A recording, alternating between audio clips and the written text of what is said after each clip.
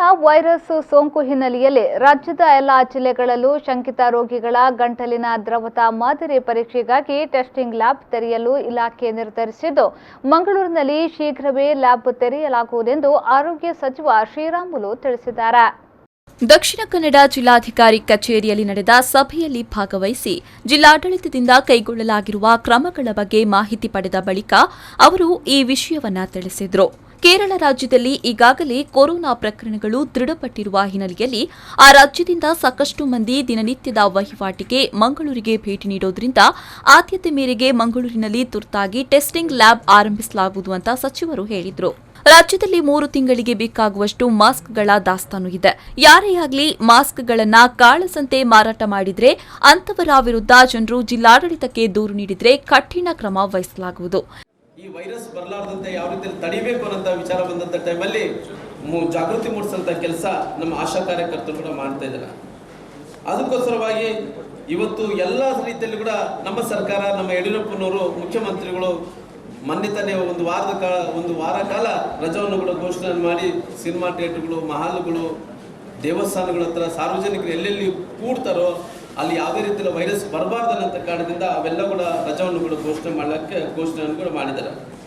ಅದಕ್ಕೋಸ್ಕರವಾಗಿ ಸುಮಾರಾಗಿ ಇವತ್ತು ನಮ್ಮ ರಾಜ್ಯದಲ್ಲಿ ಯಾವುದೇ ರೀತಿಯಲ್ಲಿ ಕೂಡ 3 ತಿಂಗಳಿಗೆ ಬೇಕಾದಷ್ಟು ಮಾಸ್ಕ್ಗಳು ಇದಾವೆ.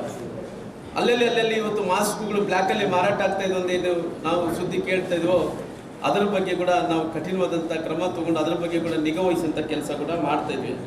ಅದಕ್ಕೋಸ್ಕರ ಸುಮಾರು 1,50,000 ಮಂದಿಗೆ ಪರ್ಸನಲ್ ಪ್ರೊಟೆಕ್ಷನ್ ಎಕ್ವಿಪ್ಮೆಂಟ್ ಸಲುವಾಗಿ ಎಲ್ಲ ರೀತಿಯಲ್ಲೂ ಕೂಡ ಸಿದ್ಧತೆಯನ್ನು ಕೂಡ ಮಾಡ್ಕೊಂಡು ನಿಂತೀವಿ.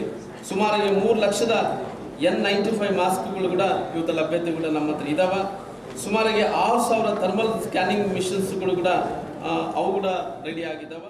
ಸಾರ್ವಜನಿಕವಾಗಿ ಕೊರೋನಾ ವೈರಸ್ ಸೋಂಕು ಹರಡದಂತೆ ಮುಂಜಾಗ್ರತಾ ಕ್ರಮವಾಗಿ ರಾಜ್ಯ ಸರ್ಕಾರ ಈಗಾಗಲೇ 1 ವಾರಗಳ ಕಾಲ ಮಾಲ್ಗಳು, ಸಿನಿಮಾ ಮಂದಿರಗಳು, ಶಾಲಾ ಕಾಲೇಜುಗಳಿಗೆ ರಜೆಯನ್ನ ಘೋಷಿಸಿದೆ.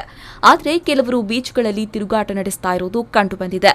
ಈ ರೀತಿ ಸೂಚನೆಗಳನ್ನು ಪಾಲಿಸಿದವರ ವಿರುದ್ಧ ದಂಡ ಹಾಕುವ ಮೂಲಕ ನಿಯಂತ್ರಿಸಬೇಕು. ಕಲಬುರಗಿಯಿಂದ ಮಂಗಳೂರಿಗೆ ಬಸ್ ಸೇವೆಯನ್ನ ಕೂಡ ರದ್ದುಗೊಳಿಸಬೇಕು ಅಂತ ಮಾಜಿ ಸಚಿವ ಹಾಗೂ ಶಾಸಕ ಯುಟಿ ಖಾದರ್ ಸಭೆಯಲ್ಲಿ ಮನವಿ ಮಾಡಿದರು. ಯಾವ ಬೀಚ್, ಮಣಬೂರು ಬೀಚ್ ಇರಲಿ, ಉಳ್ಳಾಲ ಬೀಚ್ ಇರಲಿ, ಎಲ್ಲ ಕೂಡ ಇವತ್ತು ಯಾರು ಬೀಚ್ ಕಂಡ್ರೆ ಫೈನ್ ಆಗಬೇಕು ಅವರ ಮೇಲೆ. ಬೀಚಲ್ಲಿ ಯಾರು ನೋಡಿದ್ರೆ ಅದರಲ್ಲಿ ಎಷ್ಟು ಹೇಳಿದ್ರು ಕೂಡ ಕೇಳುವುದಿಲ್ಲ. ನ್ಯಾಯ ಮಧ್ಯದಲ್ಲ ಸಿಗುವುದು ಅಂತ ಸಂದರ್ಭದಲ್ಲಿ ಮೆಜರ್ಸ್ ಫುಲ್ಲಾಗಿ. ಸಭೆಯಲ್ಲಿ ದಕ್ಷಿಣ ಕನ್ನಡ ಜಿಲ್ಲಾಧಿಕಾರಿ ಸಿಂಧು ಬಿ ರೂಪೇಶ್, ಅಪರ ಜಿಲ್ಲಾಧಿಕಾರಿ ಎಂಜಿ ರೂಪಾ, ಜಿಲ್ಲಾ ಪಂಚಾಯತ್ ಮುಖ್ಯ ಕಾರ್ಯನಿರ್ವಹಣಾಧಿಕಾರಿ ಸೆಲ್ವಮಣಿ ಆರ್ ಮತ್ತಿತರರು ಉಪಸ್ಥಿತರಿದ್ದರು.